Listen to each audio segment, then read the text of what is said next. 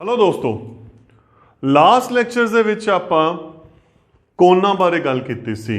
ਰੇਖੀ ਜੋੜਾ ਸਿਖਰ ਸਨਮੁਖ ਕੋਣ ਬਾਰੇ ਗੱਲ ਕੀਤੀ ਸੀ। ਬੜੇ ਡਿਟੇਲ ਦੇ ਵਿੱਚ ਆਪਾਂ ਉਹਨਾਂ ਦੇ ਕੁਐਸਚਨਾਂ ਤੇ ਚਰਚਾ ਕੀਤੀ ਸੀ। ਉਸੇ ਅੱਗੇ ਲਗਾਤਾਰ ਤਾਂ ਚੱਲਦੇ ਹੋਏ ਆਪਾਂ ਨੈਕਸਟ ਟੌਪਿਕ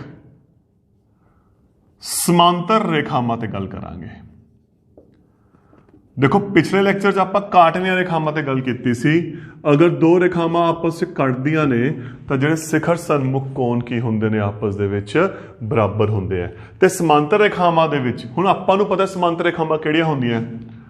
ਜਦੋਂ ਦੋ ਰੇਖਾਵਾਂ ਨੂੰ ਅਨਿਸ਼ਚਿਤ ਕਾਲ 'ਚ ਵਧਾਇਆ ਜਾਂਦਾ ਹੈ ਅਤੇ ਉਹ ਆਪਸ ਵਿੱਚ ਕਦੇ ਵੀ ਨਾ ਕੱਟਣ, ਉਹ ਕਿਹੜੀਆਂ ਰੇਖਾਵਾਂ ਹੁੰਦੀਆਂ ਨੇ? ਸਮਾਂਤਰ ਰੇਖਾਵਾਂ ਹੁੰਦੀਆਂ ਨੇ, ਹੈ ਨਾ। ਤਾਂ ਆਪਣੇ ਕੋਲ ਰਿਜ਼ਲਟ ਕੀ ਹੈ? ਜਦੋਂ ਦੋ ਸਮਾਂਤਰ ਰੇਖਾਵਾਂ ਨੂੰ ਇੱਕ ਕਾਟਵੀਂ ਰੇਖਾ ਕੱਟਦੀ ਹੈ, ਜਦੋਂ ਦੋ ਸਮਾਂਤਰ ਰੇਖਾਵਾਂ ਨੂੰ ਇੱਕ ਕਾਟਵੀਂ ਰੇਖਾ ਕੱਟਦੀ ਹੈ ਤਾਂ ਆ ਦੋਨੇ ਰੇਖਾਵਾਂ ਆਪਸ ਵਿੱਚ ਸਮਾਂਤਰ ਹੈ। ਇਹ ਛੋਟੀ ਐਲ, ਇਹ ਐਮ। ਆ ਕਾਟਵੀਂ ਰੇਖਾ ਇਹਨੂੰ ਕੱਟ ਰਹੀ ਹੈ, ਦੋਹਾਂ ਨੂੰ ਕੱਟ ਰਹੀ ਹੈ। ਤਾਂ ਆਪਣੇ ਕੋਲੇ ਕੀ ਰਿਜ਼ਲਟ ਹੈ? ਸੰਗਤ ਕੋਣ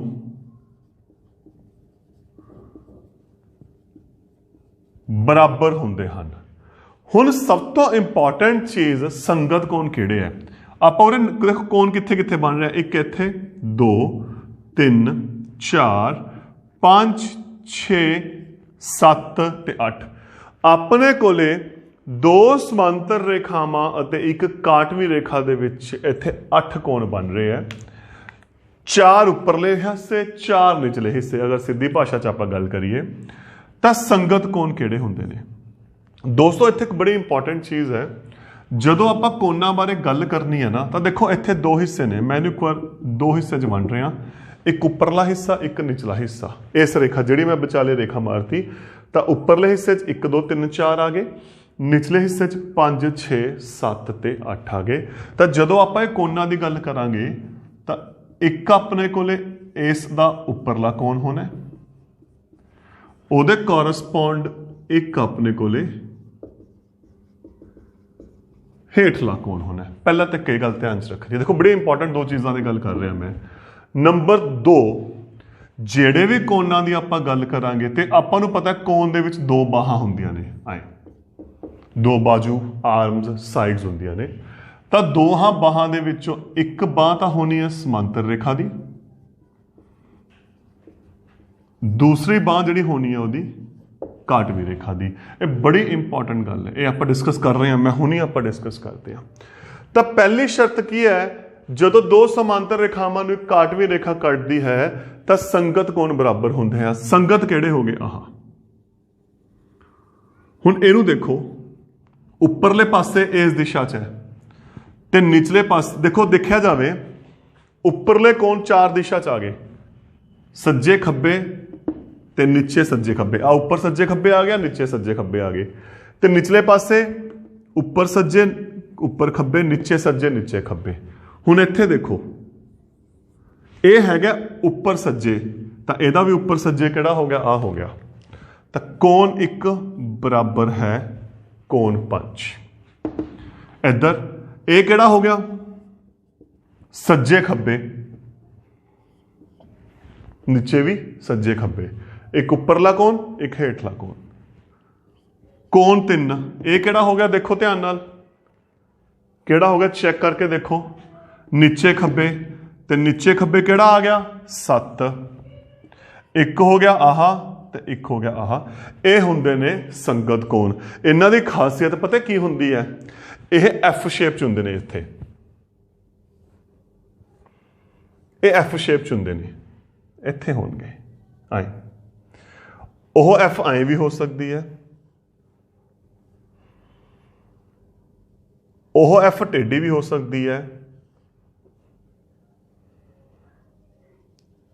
ਉਹ ਐਫ ਆਏ ਵੀ ਹੋ ਸਕਦੀ ਹੈ, ਤੇ ਉਹ ਐਫ ਆਈ ਵੀ ਹੋ ਸਕਦੀ ਹੈ। ਤਾਂ ਸੰਗਤ ਕੋਣ ਨੂੰ ਅਗਰ ਯਾਦ ਰੱਖਣਾ ਹੋਵੇ ਤਾਂ ਕਿਹੜੀ ਸ਼ੇਪ 'ਚ ਹੁੰਦੀ ਹੈ ਸੰਗਤ ਕੋਣ? ਐਫ ਸ਼ੇਪ 'ਚ। ਇੰਗਲਿਸ਼ ਦਾ ਕਿਹੜਾ ਅੱਖਰ ਹੁੰਦਾ ਹੈ? ਐਫ। ਐਫ ਦੇ ਵਿੱਚ ਆਪਾਂ ਨੂੰ ਸੰਗਤ ਕੋਣ ਮਿਲਦੇ ਹੈ ਤੇ ਜਿਹੜੇ ਐਫ ਦੇ ਖੁੰਝੇ ਨੇ ਇਹ ਕੀ ਨੇ? ਸੰਗਤ ਕੋਣ ਨੂੰ ਦਰਸਾਉਂਦੇ ਆ। ਚੈੱਕ ਕਰਕੇ ਦੇਖੋ 1 ਤੇ 5, 1 5 ਐਫ ਪੁੱਠੀ ਸ਼ੇਪ ਆ ਗਈ, ਆਹ ਸ਼ੇਪ ਆ ਗਈ। 2 ਤੇ 6 ਆਹ ਸ਼ੇਪ ਆ ਗਈ ਐਫ ਦੀ। 3 ਤੇ 7 ਆਹ ਸ਼ੇਪ ਆ ਗਈ। 4 ਤੇ 8 ਆਹ ਸ਼ੇਪ ਆ ਗਈ। ਤਾਂ ਫਿਰ ਸੰਗਤ ਕੋਣ ਕਿਹੜੇ ਹੁੰਦੇ ਨੇ? ਜੋ ਇੰਗਲਿਸ਼ ਦੇ ਅੱਖਰ ਐਫ ਦੀ ਸ਼ੇਪ ਵਰਗੇ ਹੁੰਦੇ ਨੇ। ਤੇ ਉਹਦੇ ਵਿੱਚ ਦੇਖੋ ਇੱਕ ਉੱਪਰਲਾ ਇੱਕ ਹੇਠਲਾ। ਤੇ ਜਿਹੜੀ ਮੈਂ ਦੂਜੀ ਗੱਲ ਕੀਤੀ ਸੀ ਦੇਖੋ ਬੜੀ ਇੰਪੋਰਟੈਂਟ, ਆਪਾਂ ਤੁਸੀਂ ਕੋਈ ਵੀ ਕੋਣ ਲੈ ਲਓ, ਅਗਰ ਮੈਂ ਇੱਕ ਕੋਣ ਲੈ ਰਿਹਾ ਇਹਦੀ ਆਹ ਸਮਾਂਤਰ ਰੇਖਾ ਹੈ, ਆਹ ਕਾਟਵੀ ਰੇਖਾ ਹੈ। 2 ਆਹ ਇੱਕ ਸਮਾਂਤਰ ਰੇਖਾ ਹੈ, ਦੂਜੀ ਭੁਜਾ ਜਿਹੜੀ ਹੈਗੀ ਕਾਟਵੀ ਰੇਖਾ ਹੈ। 3 ਇੱਕ ਬਾਂਹ ਸਮਾਂਤਰ ਦੀ ਹੈ, ਇੱਕ ਕਾਟਵੀ ਦੇ। ਤੇ ਹੋਣਾ ਹੀ ਹੋਣਾ ਹੈ, ਇੱਕ ਹਮੇਸ਼ਾ ਸਮਾਂਤਰ ਰੇਖਾ ਦੀ ਮਿਲਣੀ ਹੈ ਤੇ ਦੂਸਰੀ ਆਪਾਂ ਨੂੰ ਕੀ ਮਿਲਣੀ ਹੈ? ਕਾਟਵੀ ਰੇਖਾ ਮਿਲਣੀ ਹੈ। ਇਹ ਹੋ ਗਿਆ ਪਹਿਲਾ ਰਿਜ਼ਲਟ, ਜਿੱਥੇ ਸੰਗਤ ਕੋਣ ਬਰਾਬਰ ਹੁੰਦੇ ਨੇ ਤੇ ਸੰਗਤ ਕੋਣ ਕਿਸ ਸ਼ੇਪ ਵਰਗੇ ਹੁੰਦੇ ਨੇ? ਐਫ ਸ਼ੇਪ ਵਰਗੇ। ਇੰਗਲਿਸ਼ ਦਾ ਅੱਖਰ ਐਫ ਵਰਗਾ, ਬੜੇ ਇੰਪੋਰਟੈਂਟ, ਇਸ ਤਰ੍ਹਾਂ ਤੁਹਾਨੂੰ ਯਾਦ ਰਹਿ ਸਕਦਾ ਹੈ। ਨੰਬਰ 2, ਇਕਾਂਤਰ ਕੋਣ ਬਰਾਬਰ ਹੁੰਦੇ ਹਨ। ਆਪਾਂ ਰੇਖਾ ਦੁਬਾਰਾ ਮਾਰ ਰਹੇ ਹਾਂ। L ਸਮਾਂਤਰ M, N 1 2 3 4 5 6 7 8 ਇਕਾਂਤਰ ਕੋਣ ਕਿਹੜੇ ਹੁੰਦੇ ਨੇ ਇੱਥੇ? ਹੁਣ ਜਿਹੜੀ ਆਪਾਂ ਗੱਲ ਕਰਨੀ ਹੈ ਇਕਾਂਤਰ, ਇਕਾਂਤਰ ਇੰਗਲਿਸ਼ ਦੇ ਅੱਖਰ Z ਦੀ ਸ਼ੇਪ 'ਚ ਹੁੰਦੇ ਨੇ। ਕਿਸ ਦੀ ਸ਼ੇਪ 'ਚ ਹੁੰਦੇ ਨੇ? Z ਦੀ ਵਿੱਚ। ਤੇ ਜਿਹੜੇ ਆਪਾਂ ਸੰਗਤ ਕੋਣਾਂ ਦੀ ਗੱਲ ਕੀਤੀ ਸੀ ਉਹ ਕਿਸ ਸ਼ੇਪ ਦੇ ਵਿੱਚ ਸੀ? ਐਫ ਸ਼ੇਪ ਦੇ ਵਿੱਚ। ਇੱਥੇ ਹੋਣਗੇ ਇਹ ਕੋਣ। ਤੋ ਚੈੱਕ ਕਰਕੇ ਦੇਖੋ ਕਿੱਥੇ Z ਬਣ ਰਹੀ ਹੈ। ਆ ਰਹੀ, ਆਏ ਬਣ ਰਹੀ ਹੈ ਨਾ। ਤਾਂ ਕਿਹੜਾ ਕਿਹੜਾ ਹੋ ਗਿਆ? ਹਾਂ ਹੋ ਗਿਆ ਕਿ ਨਹੀਂ ਹੋ ਗਿਆ? ਆਪਣੇ ਕੋਲੇ ਨਾ ਜੋ ਇਕਾਂਤਰ ਨੇ ਉਹ 2 ਤਰ੍ਹਾਂ ਦੇ ਹੁੰਦੇ ਨੇ। ਮੈਂ ਦੋਨਾਂ ਤੇ ਗੱਲ ਕਰਦਾ। ਅੰਦਰਲੇ ਕੋਣ ਮਤਲਬ ਅੰਦਰਲੇ ਇਕਾਂਤਰ ਕੋਣ, ਬਾਹਰਲੇ ਇਕਾਂਤਰ ਕੋਣ। ਹੁਣ ਆਹ ਦੋਹਾਂ ਰੇਖਾ ਦਾ ਜਿਹੜਾ ਵਿਚਕਾਰਲਾ ਹਿੱਸਾ ਹੈ ਇਹ ਅੰਦਰਲਾ, ਆਹ ਤੇ ਆਹ ਹਿੱਸਾ ਕਿਹੜਾ ਹੋ ਗਿਆ? ਬਾਹਰਲਾ। ਤਾਂ ਜਦੋਂ ਅੰਦਰਲੇ ਕੋਣ ਤੇ ਆਪਾਂ ਗੱਲ ਕਰਦੇ ਹਾਂ, ਮੈਂ ਪਹਿਲਾਂ ਇਕੱਲੇ ਅੰਦਰਲੇ ਕੋਣ ਲਿਖ ਰਿਹਾ। ਕੋਣ 3, ਕੋਣ 4, ਕੋਣ 5 ਅਤੇ ਕੋਣ 6 ਇਹ ਅੰਦਰਲੇ ਕੋਣ ਹੈ। ਬਾਹਰਲੇ ਕਿਹੜੇ ਕਿਹੜੇ ਹੋ ਗਏ? ਕੋਣ 1, ਕੋਣ 2, ਕੋਣ 7 ਤੇ ਕੋਣ 8। 2 ਉੱਪਰ ਗਏ, 2 ਨੀਚੇ ਗਏ। ਹੁਣ ਆਪਾਂ ਇਕਾਂਤਰ ਕੋਣਾਂ ਦੀ ਗੱਲ ਕਰਨੀ ਹੈ। 3 ਦਾ ਇਕਾਂਤਰ 5 ਕਿਉਂਕਿ ਇਹ ਬਰਾਬਰ ਹੁੰਦੇ ਆ। 4 ਦਾ ਇਕਾਂਤਰ 6 ਇਹ ਕੀ ਹੁੰਦੇ ਨੇ? ਬਰਾਬਰ ਹੁੰਦੇ ਆ। ਸੇਮ 2 ਦਾ ਕਿੰਨਾ ਹੋ ਗਿਆ? 8। 1 ਦਾ ਕਿੰਨਾ ਹੋ ਗਿਆ? 7। ਜ਼ਿਆਦਾਤਰ ਆਪਣੀ ਕਿਤਾਬਾਂ ਦੇ ਵਿੱਚ ਆਪਾਂ ਜਿਹੜੀ ਗੱਲ ਕਰਦੇ ਹਾਂ ਆਪਾਂ ਅੰਦਰਲੇ ਕੋਣਾਂ ਦੀ ਗੱਲ ਕਰਦੇ ਹਾਂ ਕਿ ਇਕਾਂਤਰ ਅੰਦਰਲੇ ਕੋਣ ਕੀ ਹੁੰਦੇ ਨੇ? ਬਰਾਬਰ ਹੁੰਦੇ ਨੇ। ਤੇ ਕਿਸ ਸ਼ੇਪ 'ਚ ਹੁੰਦੇ ਨੇ? Z। ਉਹ ਐਂ ਵੀ ਹੋ ਸਕਦੀ ਹੈ Z, ਉਹ ਐਂ ਵੀ, ਕਿਉਂਕਿ ਆਪਣਾ ਜ਼ਿਆਦਾ ਕੰਮ ਜਿਹੜਾ ਚੱਲਣਾ ਹੈ ਅੰਦਰਲੇ ਕੋਣਾਂ ਤੇ ਚੱਲਣਾ ਹੈ। ਤਾਂ ਦੂਜੀ ਸ਼ਰਤ ਦੇਖੋ, ਪਹਿਲੀ ਸੀ ਸੰਗਤ ਕੋਣ ਬਰਾਬਰ ਹੁੰਦੇ ਨੇ ਤੇ ਸੰਗਤ ਕੋਣ ਕਿਸ ਅੱਖਰ ਤੇ ਮਿਲ ਚੱਲਦੇ ਨੇ? ਆਪਣੇ ਐਫ ਤੇ। ਦੂਜੀ ਸ਼ਰਤ ਆ ਗਈ ਇਕਾਂਤਰ ਕੋਣ ਜਾਂ ਇਕਾਂਤਰ ਅੰਦਰਲੇ ਕੋਣ ਬਰਾਬਰ ਹੁੰਦੇ ਨੇ Z ਸ਼ੇਪ 'ਚ। 3 ਬਰਾਬਰ 5 ਆ ਇਹਦੇ ਬਰਾਬਰ ਤੇ ਆਹ ਇਹਦੇ ਬਰਾਬਰ। ਤੇ ਤੀਸਰਾ ਟੌਪਿਕ ਕੀ ਹੋ ਗਿਆ? ਕਾਟਵੀਂ ਰੇਖਾ ਦੇ ਇੱਕੋ ਪਾਸੇ ਦੇ ਅੰਦਰੂਨੀ ਕੋਣਾਂ ਦਾ ਜੋੜ 180 ਡਿਗਰੀ ਹੁੰਦਾ ਹੈ। ਕਾਟਵੀਂ ਰੇਖਾ ਦੇ ਇੱਕੋ ਪਾਸੇ ਦੇ ਅੰਦਰੂਨੀ ਕੋਣਾਂ ਦਾ ਜੋੜ 180 ਹੁੰਦਾ ਹੈ। ਐਲ ਰੇਖਾ एम रेखा एन 1 2 3 4 5 6 7 8 पहला कहते काटवी रेखा आ रही काटवी रेखा के दो पासे एक इधरला पासा हो गया एक इधरला पासा हो गया ना दो पासे हो गए तो हुण देखो काटवी रेखा के आता हो गए सज्जे पासे खब्बे पासे इधरले पासे किहड़े कोण हो गए 1 4 5 ते 8 इधर हो गए 2 3 6 ते 7 पहली गल हो गई लेकिन दूजा आपां नूं नाल अंदरूनी कोण कहते ता हो गए एक आ हो गए एक आ हो गए कहते काटवी रेखा दे इक्को पासे दे अंदरूनी कोण किहड़े किहड़े हो गए 4 5 3 ਅਤੇ 6 ਉਹਨਾਂ ਦਾ ਜਿਹੜਾ ਜੋੜ ਹੁੰਦਾ ਹੈ ਉਹ ਹੁੰਦਾ 180 डिग्री ਤਾਂ ਆਪਣੇ ਕੋਲੇ ਤਿੰਨ ਸ਼ਰਤਾਂ ਆ ਗਈਆਂ ਦੇਖੋ ਮੈਂ ਦੁਬਾਰਾ ਰਿਪੀਟ ਕਰ ਰਿਹਾ ਪਹਿਲੀ ਸ਼ਰਤ ਜਦੋਂ ਸਮਾਂਤਰ ਰੇਖਾਵਾਂ ਨੂੰ ਇੱਕ ਕਾਟਵੀ ਰੇਖਾ ਕੱਟਦੀ ਹੈ संगत कोण बराबर हुंदे हन जो एफ शेप च ने नंबर 2 एकांतर कोण बराबर हुंदे हन जो जेड शेप च ने नंबर 3 की हो गया काटवी रेखा दे इक्को पासे दे अंदरूनी कोना दा जोड़ 180 डिग्री हुंदा है ते ये किस शेप च ने यू पुठी यू या सी कह लो तुसी सी शेप च ने वो ज़्यादा बेटर है तो एक हो गया एफ शेप च एफ की कोई मर्जी दिशा है ना एक हो गए जेड शेप च एक हो गए सी शेप च तो आप तीन दिशावां की गल करनी है संगत एफ एकांतर जेड शेप ते काटवी रेखा के अंदरूनी कोना का जोड़ 180 सी क्वेश्चन शुरू करने तो पहला ਆਪਾਂ ਇਹਨੂੰ ਪ੍ਰੂਵ ਕਰਦੇ ਹਾਂ ਦੇਖੋ ਬਹੁਤ ਇੰਪੋਰਟੈਂਟ ਚੀਜ਼ ਹੈ ਤੁਹਾਨੂੰ ਇਸ ਬਾਰੇ ਪਤਾ ਹੋਣਾ ਚਾਹੀਦਾ ਹੈ ਆਪਾਂ ਜਦੋਂ ਯੂਕਲਿਡ ਜਮਾਇਤੀ ਦੀ ਗੱਲ ਕੀਤੀ ਸੀ ਪੰਜਵੇਂ ਚੈਪਟਰ ਤੇ ਆਪਾਂ ਗੱਲ ਕੀਤੀ ਸੀ ਬੜੀ ਡਿਟੇਲ ਦੇ ਵਿੱਚ ਤੁਸੀਂ ਲੈਕਚਰ ਦੇਖੇ ਨੇ ਤਾਂ ਉਹਦੇ ਵਿੱਚ ਇੱਕ ਟਰਮ ਆਈ ਸੀ ਸਵੈ ਸਿੱਧ ਐਕਸੀਅਮ ਇੱਕ ਟਰਮ ਆਈ ਸੀ ਯਾਦ ਹੈ ਕਿਸੇ ਦੇ ਸਵੈ ਸਿੱਧ ਕੀ ਸੀ कि इनू प्रूव करने की लोड़ नहीं ये ऑटोमैटिकली हैगा तो समांतर रेखावां की खासियत की है उहदे विच एक स्वै सिद्ध है की स्वै सिद्ध है जदों दो समांतर रेखावां नू एक काटवी रेखा कटदी है ਤਾਂ ਸੰਗਤ ਕੋਣ ਬਰਾਬਰ ਹੁੰਦੇ ਹਨ ਜਿਹੜਾ ਇਹ ਰਿਜ਼ਲਟ ਹੈ ਨਾ ਸੰਗਤ ਕੋਣ ਦਾ ਇਸ ਵੈਸੇ ਦਾ ਐਗਜ਼ੀਅਮ ਹੈ ਵੀ ਇਹ ਆਟੋਮੈਟਿਕਲੀ ਬਣਿਆ ਹੋਇਆ ਹੈ ਅਗਰ ਦੋ ਸਮਾਂਤਰ ਰੇਖਾਵਾਂ ਨੂੰ ਇੱਕ ਕਾਟਵੀਂ ਰੇਖਾ ਕੱਟਦੀ ਹੈ ਉਹ ਲੇਟਵੇਂ ਲੋਟ ਵੀ ਹੋ ਸਕਦੀਆਂ ਨੇ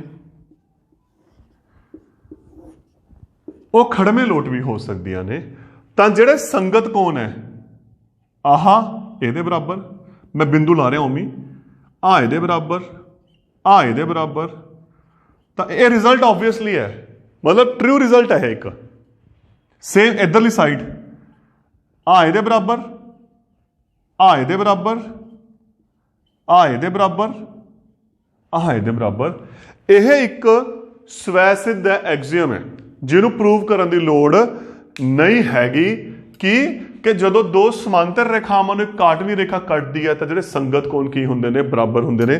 ਤਾਂ ਜੇ ਕੁਐਸਚਨ ਆ ਜਾਏ ਛੋਟੇ ਜਿਹੀ ਮੈਂ ਇੱਥੇ ਗੱਲ ਕਰ ਰਿਹਾ ਤੁਹਾਨੂੰ ਇੱਕ ਕੁਐਸਚਨ ਆ ਗਿਆ ਜਦੋਂ ਦੋ ਸਮਾਂਤਰ ਰੇਖਾਵਾਂ ਨੂੰ ਕਾਟਵੀਂ ਰੇਖਾ ਕੱਟਦੀ ਹੈ ਤਾਂ ਹੇਠਾਂ ਲਿਖਿਆਂ ਦੇ ਵਿੱਚੋਂ ਕਿਹੜਾ ਸਵੈ ਸਿੱਧ ਹੈ? ਸੰਗਤ ਕੋਣ ਬਰਾਬਰ ਨੇ, ਇਕਾਂਤਰ ਅੰਦਰਲੇ ਕੋਣ ਬਰਾਬਰ ਨੇ, ਇਕਾਂਤਰ ਬਾਹਰਲੇ ਕੋਣ ਬਰਾਬਰ ਹੈ ਕਾਟਵੀਂ ਰੇਖਾ ਦੇ ਇੱਕੋ ਪਾਸੇ ਦਾ ਜੋੜ 180 ਹੁੰਦਾ ਹੈ ਤਾਂ ਕੀ ਆਨਸਰ ਆਊਗਾ ਸੰਗਤ ਕੋਣ ਬਰਾਬਰ ਹੁੰਦੇ ਹੈ। ਇਹ ਇੱਕ ਸਵੈ ਸਿੱਧ ਹੈ। ਬਾਕੀ ਰਿਜ਼ਲਟ ਇਹ ਤੋਂ ਡਰਾਈਵ ਹੋਏ ਹੋਏ ਨੇ। ਕਿਵੇਂ ਹੋਏ ਹੋਏ ਨੇ ਆਪਾਂ ਉਸ ਤੇ ਗੱਲ ਕਰਦੇ ਹਾਂ ਕਿ ਬਾਕੀ ਰਿਜ਼ਲਟ ਇਹਦੇ ਬਿਹਾਫ ਤੇ ਇੱਕ ਐਗਜ਼ੀਅਮ ਹੈ, ਸਵੈ ਸਿੱਧ ਹੈ, ਇਹ ਆਲਰੇਡੀ ਮੰਨਿਆ ਹੋਇਆ ਹੈ, ਇਹਨੂੰ ਪ੍ਰੂਵ ਕਰਨ ਦੀ ਲੋੜ ਨਹੀਂ ਹੈਗੀ। ਹੁਣ ਆਪਾਂ ਜੋ ਗੱਲ ਕਰਨੀ ਹੈ ਆਪਾਂ ਅਗਲੇ ਗੱਲਾਂ ਕਰਨੀਆਂ ਇਹਨੂੰ ਵਰਤਦੇ ਹੋਏ ਕਿਉਂਕਿ ਉਹ ਐਗਜ਼ੀਅਮ ਹੈ। ਕੀ ਹੈ ਆਪਣੇ ਕੋਲੇ ਕੁਐਸਚਨ ਕੀ ਕਹਿੰਦਾ ਹੁਣ ਥਿਓਰਮ ਐਕਚੁਅਲੀ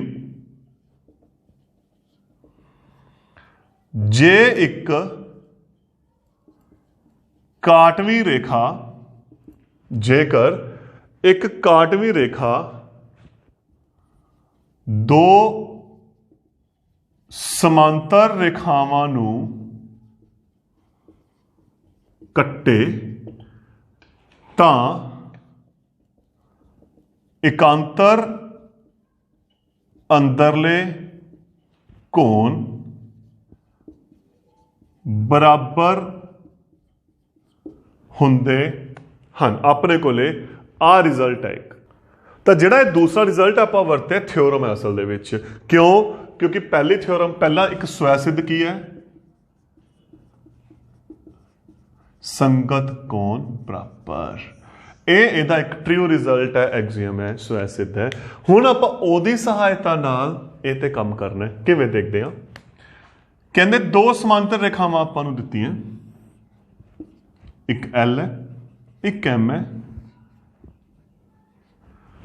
ਠੀਕ, ਕਿਉਂਕਿ ਜਦੋਂ ਥਿਓਰਮ ਦੀ ਗੱਲ ਕਰਦੇ ਆ ਨਾ ਤਾਂ ਇਹਨੂੰ ਕੰਪਲੀਟ ਸਟੈਪਸ ਲਿਖਿਆ ਕਰਦੇ ਆ। ਸਭ ਤੋਂ ਪਹਿਲਾਂ ਕੀ ਦਿੱਤਾ ਹੈ L ਸਮਾਂਤਰ M, ਦੋ ਰੇਖਾਵਾਂ ਨੇ ਸਮਾਂਤਰ ਨੇ ਅਤੇ N ਇੱਕ ਕਾਟਵੀਂ ਰੇਖਾ ਹੈ।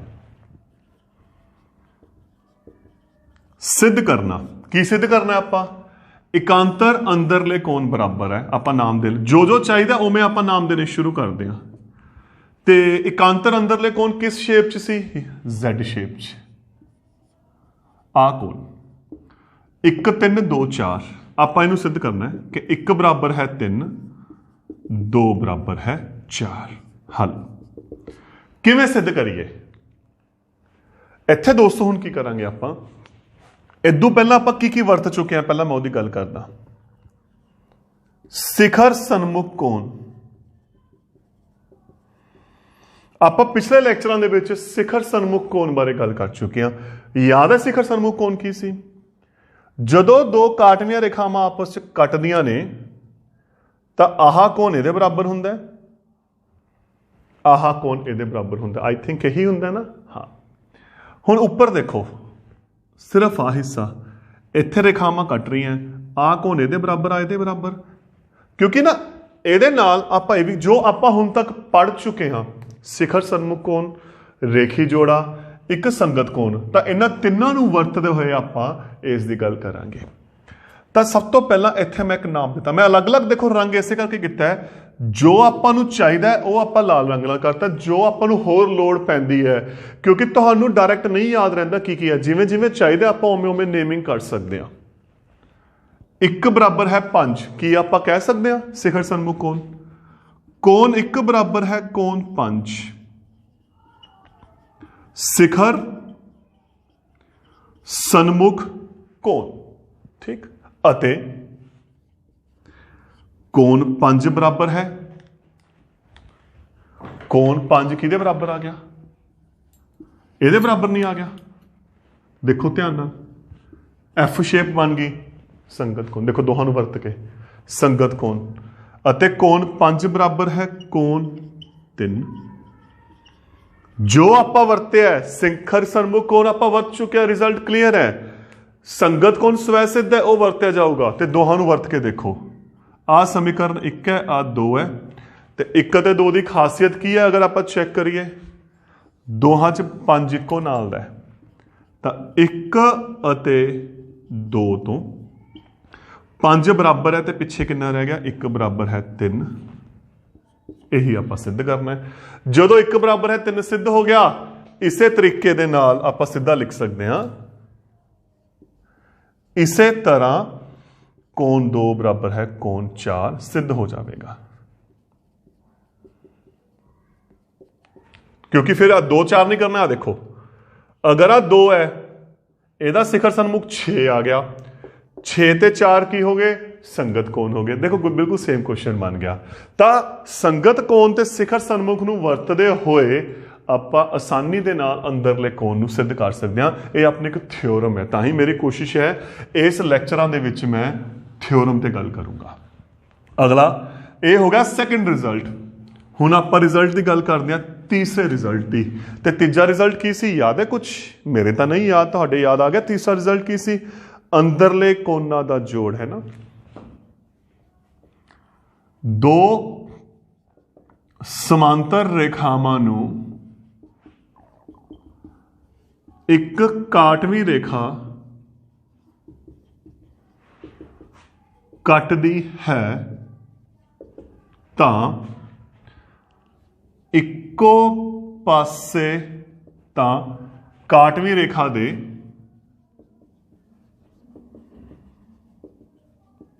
ਇੱਕੋ ਪਾਸੇ ਦੇ ਅੰਦਰੂਨੀ ਕੋਣਾਂ ਦਾ ਜੋੜ 180 ਡਿਗਰੀ ਹੁੰਦਾ ਹੈ।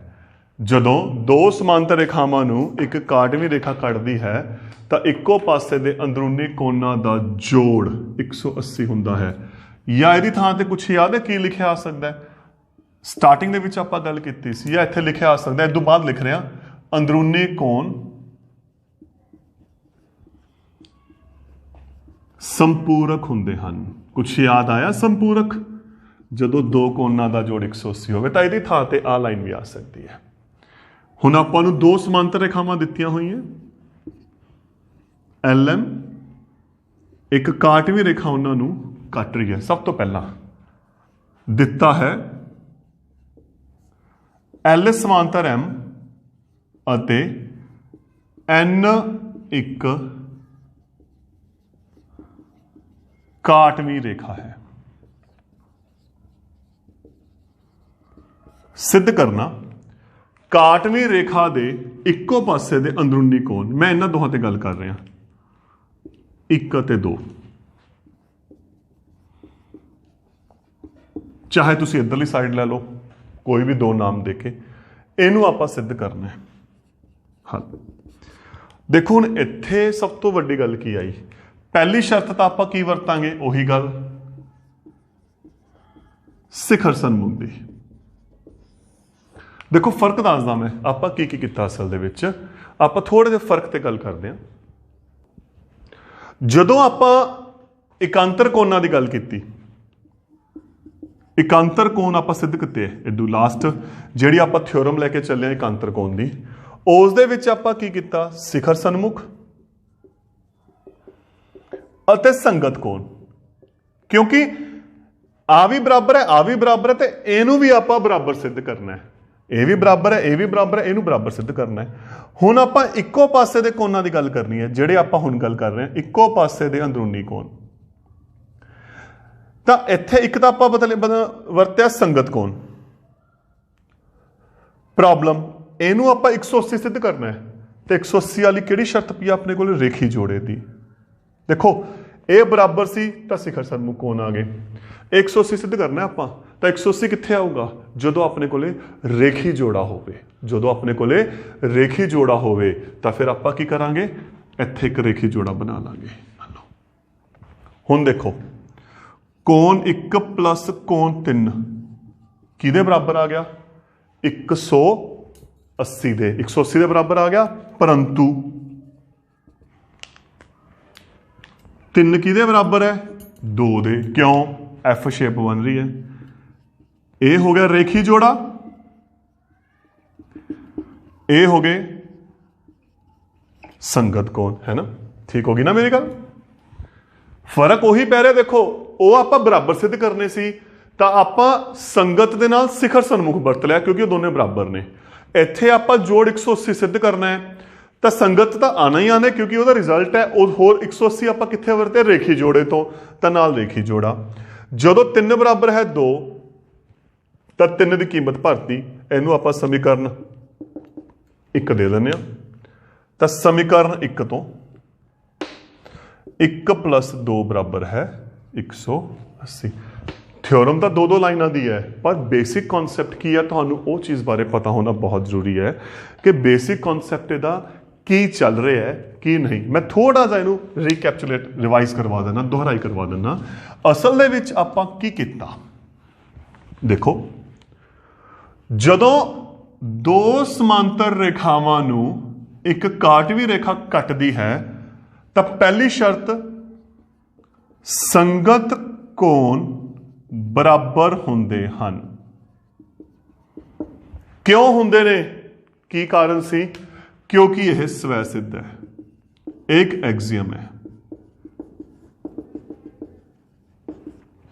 ਸੰਗਤ ਕੋਣ ਕੀ ਹੁੰਦੇ ਨੇ, ਬਰਾਬਰ ਹੁੰਦੇ ਹੈ। ਨੰਬਰ 2, ਇਸੇ ਨੂੰ ਅੱਗੇ ਵਧਾਉਂਦੇ ਹੋਏ, ਇਸੇ ਸਵੈ ਸਿੱਧ ਤੋਂ ਅੱਗੇ ਚੱਲਦੇ ਹੋਏ ਇਕਾਂਤਰ ਅੰਦਰਲੇ ਕੋਣ ਬਰਾਬਰ ਹੁੰਦੇ ਹਨ। ਹੁਣ ਇਹ ਕਿਵੇਂ ਕੀਤਾ ਸੀ ਆਪਾਂ ਹੱਲ, ਇਹਨੂੰ ਕਿਵੇਂ ਸਿੱਧ ਕੀਤਾ? ਆਪਾਂ ਸਿੱਧ ਕੀਤਾ ਸੰਗਤ ਕੋਣ ਅਤੇ ਸਿਖਰ ਸਰਮੁਖ ਦੀ ਸਹਾਇਤਾ ਨਾਲ, ਹੈ ਨਾ। ਥਰਡ ਕੀ ਸੀ? ਥਰਡ ਕੀ ਸੀ ਆਪਣੇ ਕੋਲੇ? ਕਾਟਵੀ ਰੇਖਾ ਦੇ ਇੱਕੋ ਪਾਸੇ ਦੇ ਅੰਦਰੂਨੀ ਕੋਨਾ ਦਾ ਜੋੜ 180 ਹੁੰਦਾ ਹੈ। ਤੇ ਇਹਨੂੰ ਕਿਵੇਂ ਸਿੱਧ ਕੀਤਾ? ਸੰਗਤ ਕੋਣ ਆਪਣੇ ਕੋਲੇ ਹੈਗੇ 180 ਕਿੱਥੋਂ ਆ ਰਿਹਾ ਸੀ? ਰੇਖੀ ਜੋੜਾ ਤੋਂ। ਤਾਂ ਇਹਦੀ ਸਹਾਇਤਾ ਨਾਲ ਆਪਾਂ ਇਹਨੂੰ ਸਿੱਧ ਕੀਤਾ। ਤਾਂ ਇਹ ਆਪਣੀਆਂ ਮੇਨ 3 ਪ੍ਰੋਪਰਟੀਆਂ ਬਣ ਗਈਆਂ ਸੀ ਕਿ ਜਦੋਂ 2 ਸਮਾਂਤਰ ਰੇਖਾਵਾਂ ਨੂੰ ਇੱਕ ਕਾਟਵੀ ਰੇਖਾ ਕੱਟਦੀ ਹੈ ਤਾਂ ਸੰਗਤ ਕੋਣ ਬਰਾਬਰ ਹੁੰਦੇ ਹਨ, ਇਕਾਂਤਰ ਅੰਦਰਲੇ ਕੋਣ ਬਰਾਬਰ ਹੁੰਦੇ ਹਨ ਅਤੇ ਕਾਟਵੀ ਰੇਖਾ ਦੇ ਇੱਕੋ ਪਾਸੇ ਦੇ ਅੰਦਰੂਨੀ ਕੋਣਾਂ ਦਾ ਜੋੜ 180 ਹੁੰਦਾ ਹੈ, ਜਾਂ ਇੱਕੋ ਪਾਸੇ ਦੇ ਅੰਦਰੂਨੀ ਕੋਣ ਕੀ ਹੁੰਦੇ ਨੇ, ਸੰਪੂਰਕ ਹੁੰਦੇ ਹਨ। ਤਾਂ ਇਹ ਇਹਦੀਆਂ ਮੇਨ 3 ਸ਼ਰਤਾਂ ਹੈ। ਪਰ ਇਹ ਉਲਟਾ ਵੀ ਹੈ। ਉਲਟਾ ਕੀ ਹੈ? ਅਗਰ ਤਿੰਨਾਂ ਦੇ ਵਿੱਚੋਂ ਇੱਕ ਵੀ ਸ਼ਰਤ ਹੋਲਡ ਕਰ ਗਈ, ਮਤਲਬ 2 ਰੇਖਾਵਾਂ ਨੂੰ ਇੱਕ ਕਾਟਵੀ ਰੇਖਾ ਕੱਟਦੀ ਹੈ ਅਤੇ ਸੰਗਤ ਕੋਣ ਬਰਾਬਰ ਹਨ, ਤਾਂ ਜਿਹੜੀਆਂ ਰੇਖਾਵਾਂ ਨੇ ਉਹ ਸਮਾਂਤਰ ਹੁੰਦੀਆਂ ਹਨ। ਮਤਲਬ ਉਲਟਾ ਵੀ ਹੈ। ਅਗਰ ਤਿੰਨਾਂ ਦੇ ਵਿੱਚੋਂ ਇੱਕ ਵੀ ਸ਼ਰਤ ਸਹੀ ਹੋ ਗਈ ਤਾਂ ਆਟੋਮੈਟਿਕਲੀ ਆ ਦੋਨੇ ਰੇਖਾਵਾਂ ਕੀ ਬਣ ਜਾਣਗੀਆਂ? ਸਮਾਂਤਰ ਬਣ ਜਾਣਗੀਆਂ। ਸੇਮ ਅਗਰ ਆਪਾਂ ਇੱਕ ਇਕਾਂਤਰ ਅੰਦਰਲੇ ਬਰਾਬਰ ਸਿੱਧ ਕਰ ਦਈਏ ਤਾਂ ਰੇਖਾਵਾਂ ਕੀ ਹੋ ਜਾਣਗੀਆਂ? ਸਮਾਂਤਰ। ਅਗਰ ਆਪਾਂ ਇੱਕੋ ਪਾਸੇ ਦੇ ਅੰਦਰੂਨੀ ਕੋਨਾ ਜੋੜ 180 ਸਿੱਧ ਕਰ ਦਈਏ ਤਾਂ ਰੇਖਾਵਾਂ ਕੀ ਹੋ ਜਾਣਗੀਆਂ? ਸਮਾਂਤਰ। ਤਾਂ ਇਹ ਉਲਟਾ ਵੀ ਸਹੀ ਹੈ, ਸਿੱਧਾ ਵੀ ਹੈ। ਤਾਂ ਇਹ ਹੋ ਗਿਆ ਆਪਣਾ ਟੌਪਿਕ, ਕਾਟਵੀ ਰੇਖਾਵਾਂ ਅਤੇ ਸਮਾਂਤਰ ਰੇਖਾਵਾਂ ਦੇ ਵਿਚਕਾਰ ਸੰਬੰਧ। Thank you.